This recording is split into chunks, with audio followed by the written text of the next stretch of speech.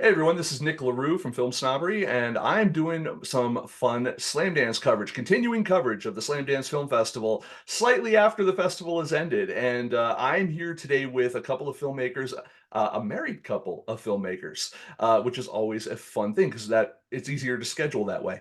Um, and I would love for them to introduce themselves, and we're going to talk about their movie that won at Slamdance. We're going to talk about that over called Inheritance. Folks, over to you. Who are you and what do you do? Go ahead. My name's Amy Tunsing, and I am a co-director, co-producer on the film Inheritance. This is it's our first film, documentary feature film. We are photojournalists and have been for the last 30 years. So this was a pretty natural segue, but it was definitely it's a different industry than what we've been in. Uh, and sir? Yeah, I'm Matt Moyer. I am married to this lovely woman here and have had the uh, joy of directing with her and working Trying to get together some at points or something here. It's Or true though. something. It's true. Game And recognizes game, sir, you know? yes, yes, yes. Yeah, so we're excited to be here, Nick. Appreciate you having us, and we were very excited to show the film at Slamdance. It was our world premiere, and then also really excited to get the award. Yeah, and what was the award for? Was it like a best narrative documentary, or what was the award for again? So it was the Grand Jury And Award for documentary feature, and so they looked at I think hundreds of features to make their selection, narrowed it down to I believe it was 9. eight or nine, Nine. yeah, nine that were in competition, and then we were awarded the Grand Jury Award. That's fantastic. Well, congratulations about that because I mean, Thank you. it's I've been to Slam Dance before, not as a filmmaker covering it, but it is some stiff competition up there, and not just because it's so cold. But It it was is cold. it really, yeah. I mean, that's fantastic. So, Inheritance deals with it's a really interesting project the more I delve into it, even from my side of the world. I can imagine because, from your side, that a short film would turn into an 11-year project. So I would ask, at what point did you go like, oh no, there's more to this story? Yeah, really good question. We sort of explain a little bit, like in our director's statement, we talk about how I was took a break from being a photojournalist. Both of us, as Amy had said, are longtime photojournalists. Took a break from that, went to school to get a master's. Was a fellowship I was on, and while was filming my first video, short documentary about a young man who was struggling with addiction, and sort of did a short film on him. Amy was second camera, but in the process of that, probably a couple years in, we ended up meeting a young boy who was 12 years old, who became the lead character in our feature doc, a young boy named Curtis. And really, it was at that point, I think, that when we met him, he was so uh, he was so articulate, he was so thoughtful, he was full of hope and joy, but he was immersed in a really difficult situation. And so when we met him, we both, I think at that point, we talked and we were like, oh my gosh, this we think this is the film, and we think that this is something we really need to dig into, and probably we thought that it had the possibility to be a feature. Was it difficult at all to get permission from his parents to kind of say like we're kind of gonna well, we want to get all up in your lives, specifically his. Was there a concern that from them at all about your influence on him just by your presence in the area? And that goes along to a question I'll ask it also in a minute, but to start with. You want to answer? I think, Want me to? yeah, because I feel like Yeah. you were, I mean, Matt did, primarily most of the cinematography on it. So that was an ongoing conversation with them. And I mean, I'll let you answer, but I guess I would preface it with, as photojournalists, we work on long form projects. We have for over 2 decades. And I think that's what kind of is distinct about this film. I mean, I know there's lots of documentary films that are in this spirit, but that's definitely what our spirit is very long form approach where we introduce ourselves. We're very transparent. I like to call it ultra transparent about what we're doing. And there's so much collaboration, as any doc filmmaker knows, between you and the people that you're telling the story of. And so it's an ongoing conversation, especially when this goes on for 11 years. It was a long project.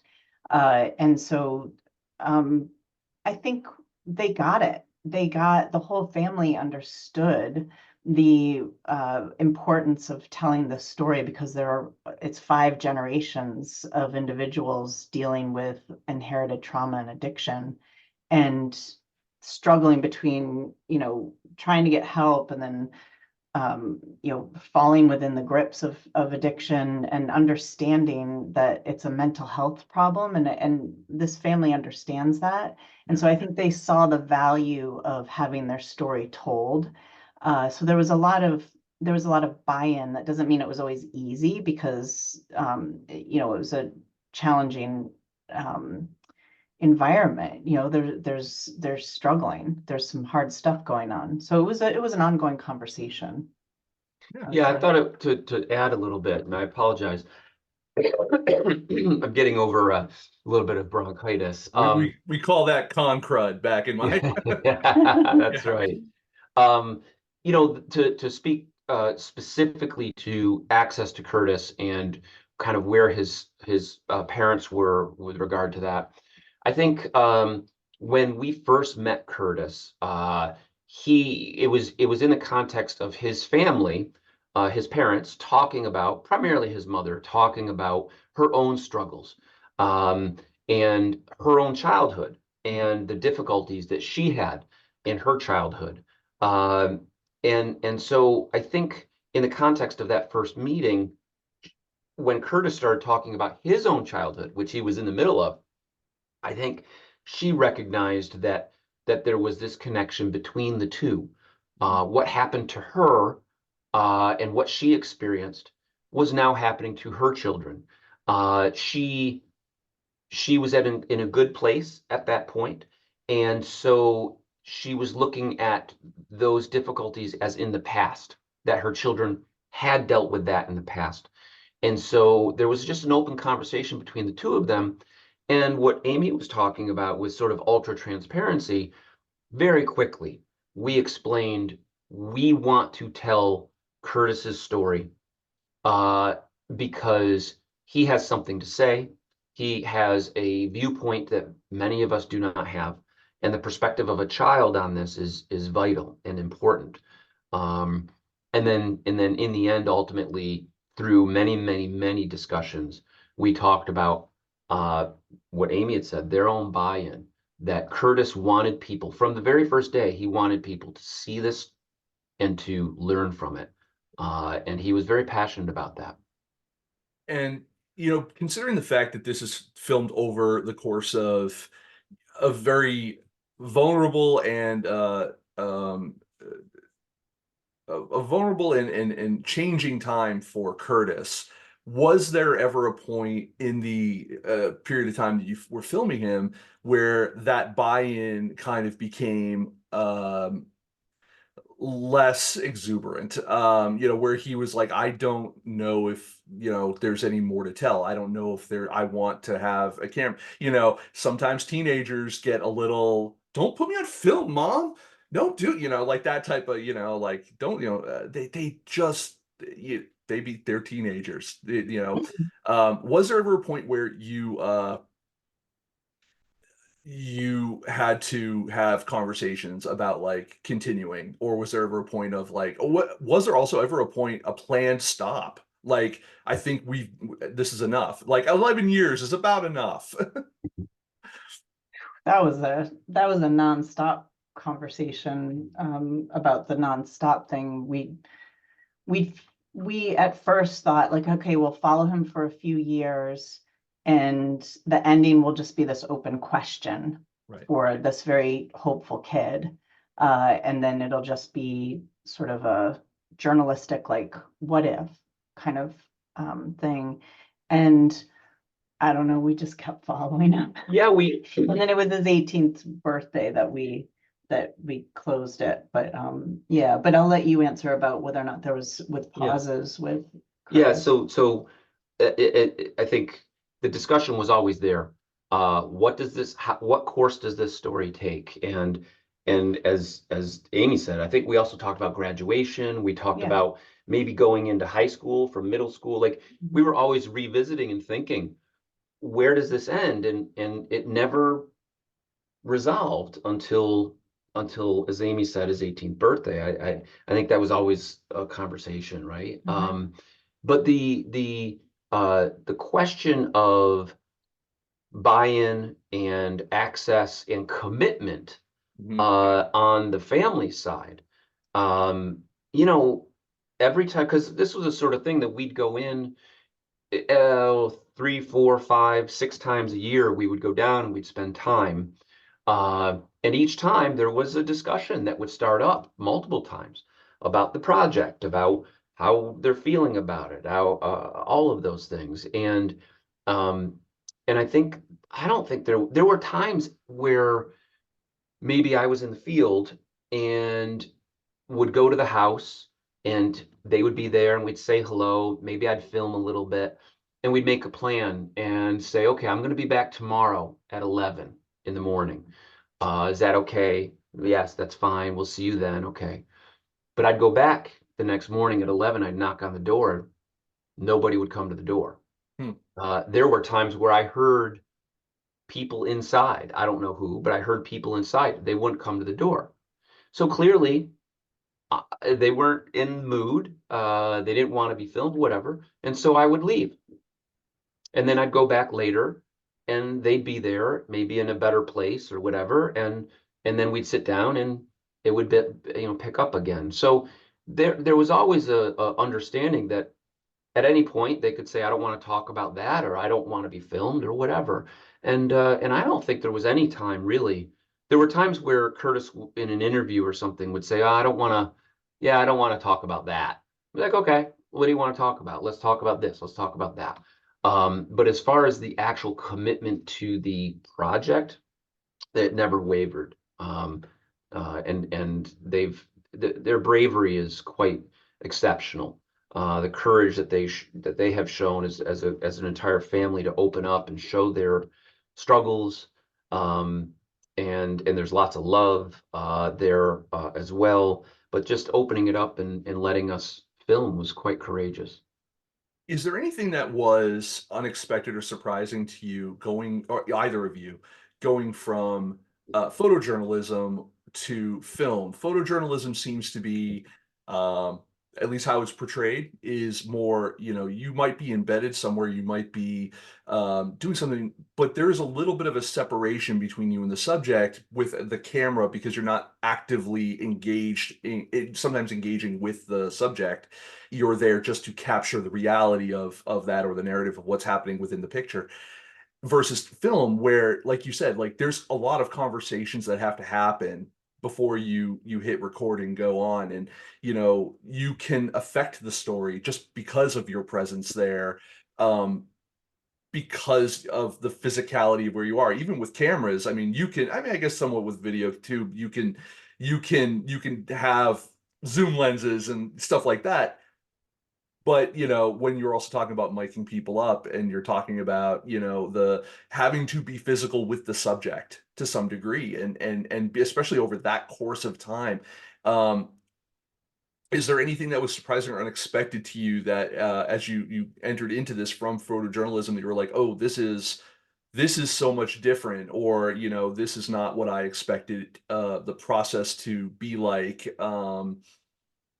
Anything like that.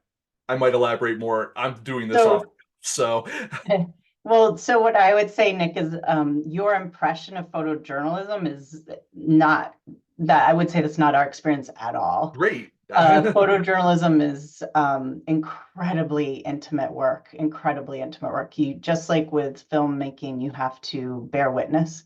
You have to be there in order for you to get the story. It's not something that can, you can be talked about, like even more so than filmmaking, because filmmaking, you can rely on history and future and thoughts to make it. But for photojournalism, you have to immerse and have full access, and you have to be there even more so than filmmaking, because you have these other aspects of it to rely on to help tell the story. With photojournalism, you have to get the image. And that access is just as challenging. And I think that's the approach that you see in this film, is the approach of photojournalists. It's people that, like ourselves, that are very experienced with having people just gaining that relationship, building. That's what we've done over the last 30 years, is build relationships with the people that we tell stories about. Mhm. And you have to do that as with the type of photojournalism we do. We don't do long lens, show up at an event and shoot it from 100 feet away. We do documentary photography where you're in people's homes, you're following them, you live with them for days or weeks or months even. We're long form documentary photographers. So we really just took that approach and used the motion camera to do it. I would say, the biggest difference is audio. That's the biggest difference. Yeah, Did yeah. you have Well, A did lot you of have a mistakes in sound? this film. talk about a learning curve, I was going to ask, did you have a dedicated sound person for this, or did you have to figure that out on your own? on our own, solo. Oh, there's the only time that there was two cameras or anybody would be when it was Amy and myself, and then our editor Curtis Whittier, who did a great job editing on this. He did come down and worked in the field for about 4 days toward the end of the film, and so that was when For one of the interviews, he one of the helped with the interviews, audio yeah, part, and yeah. but the you know and this is, and Amy said this, but there's multiple types of photojournalism, and I think there is the kind long lens stuff, as Amy said, or the news, right, or whatever, that's that sort of thing. And but what we do is that immersive thing. And that's great. I mean, like, I appreciate you taking the time to explain that to me. I do, because I mean, there's the preconceived notion of what that is, right? Like, you either the image that enters your brain when you think of photojournalism as a layperson is either Lois Lane, kind of embedded on the, in war or strife of some sort, or and you folks have experience with this, like a National Geographic type of situation where maybe you are in a remote area, or you're doing something with nature, you're doing something there. But the idea of documentary narrative, or a documentary photojournalism is a fantastic thing. At that point, I feel like you're going a little bit more to like a Ken Burns kind of thing, the way he does it as a documentarian, using photographs, using whatever. In your case, it's more of the being and being present in the moment, because you're I would absolutely. add one thing, Nick, too, is Yeah. that I've worked on stories before where doc film makers have come in while I'm doing a still shoot, and they tell people to do stuff over and over and over again. They're like, can you walk this way? Can you do that? We don't do that. Yeah. That's one thing that is really, I think you'll see that in the film, is we don't bring props. We don't have people buy things. We don't tell people to do something again. You have to gain such access that you're just bearing witness, and you are allowing the story to unfold, the visual story to unfold in front of you. And that's, I think that's the strongest point of this film, is that we're bringing that discipline of time spent and allowing the story to happen as opposed to telling the story to happen. And it's, I think that's a big difference, actually. At least my understanding and what I've witnessed is we just don't ask people to do things. No, I mean, yeah, that's also kind of it's the pact, I think, or should be the pact, I think, between a documentarian and their subject of I'm here, obviously I'm in the room, right?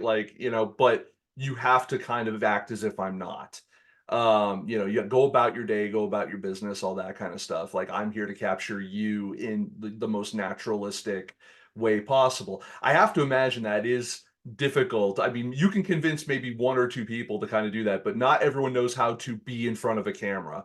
And I say that as someone who has interviewed people for 16 years of my own career. Like, believe me, not everyone can, there are people that just freeze up when the minute the camera starts. The great part is you folks seem like very warm and endearing people. And so that, I think, is it helps people open up with that. So hopefully that came across to your subjects as well. Yeah, and I mean, I want to also give a little bit of a shout out here. Excuse me. I think it's important to say it comes back to also, I think the participants, the people that we filmed, doesn't mean that if there's definitely times where people are aware the camera is there, Mhm. not just in interviews, but you can tell there's times where people are maybe saying something, they're somewhat aware that the camera is there. There's other times where, we were able to, as the filmmakers were able to sort of just be a fly on the wall and things are playing out. The more time you spend, the more comfortable people get, and they start to forget the camera is there. But it's important to say that I was surprised at how comfortable, how quickly people who are in the film got comfortable with the camera being there. And they were just very open, and there's a lot of courage there, as I've said. And so I think it was really a testament also to their willingness and dedication, not just us doing our thing, which we try to help that along by Mhm. being open and being honest and checking in with them. That gives people comfort and confidence, and they also felt like if they didn't want something, they could tell us during the filming, and so that helps open things up, and that was very much our approach. Fantastic. If you don't mind, it just is a little bit of a segue over to. I'd love to talk to you for just a minute about your experience with the festival. I don't know if there are. I mean, I know that there are some events and galas and galleries and stuff like that for photos and stuff like that. But have you been to film festivals before this film, or is this kind of like your first foray into kind of what the film industry offers for these type of things? You can answer We went that. to Really? this was the first time that we were at a film festival with one of our own films. Oh, yeah, for sure. Yeah. Yeah. You're starting at the top. Yeah, Like, right. that's fantastic. That's fantastic. What did you take any time out for yourselves to at least enjoy the festival, outside of the event, No. or were you just so packed full of stuff? I can see already. You just packed full of stuff every day, huh? Well, we have our daughter just turned 7, Mhm. so it was hard for us to go for the whole thing. So we had to kind of like pack it into just a few days. We're only there for I guess it was 5 days, and yeah, it just That's still a was. long time. Yeah. Yeah, maybe it was 4 days. Was 4 days, it 4 days? and we Yeah, it was, but it was packed. And we did get to watch a few films, but I wish more. I'm happy that Slam Dance has the streaming thing, so then now we can catch up and watch more of them. Yeah, that's and we fantastic. Yeah. and we were we finished the film. I mean, we just it was a insane process to get the film ready in time for the festival. And so it was an absolute sprint over the holidays. And so when we got there, I was sick. I had a sinus infection. I was sick, so I actually spent, I think it was one full day just like Sleeping. sleeping and recovering the day after our premiere. I just was I was down. And so, Yeah, we had never finished a doc feature film before. If we had known, I don't know, like we were just, ignorance is bliss, right? Yeah, At totally. the end of it, we're like, did we really just do that? Because that was insane. Yeah. That just happened. And by the way, I absolutely sympathize with you. When I was on my honeymoon, I got sick in between London and Paris, and I ended up spending one whole day in Paris in bed in our hotel room with my wife because I couldn't get out of bed. I was just like, can't do it, need to sleep this off.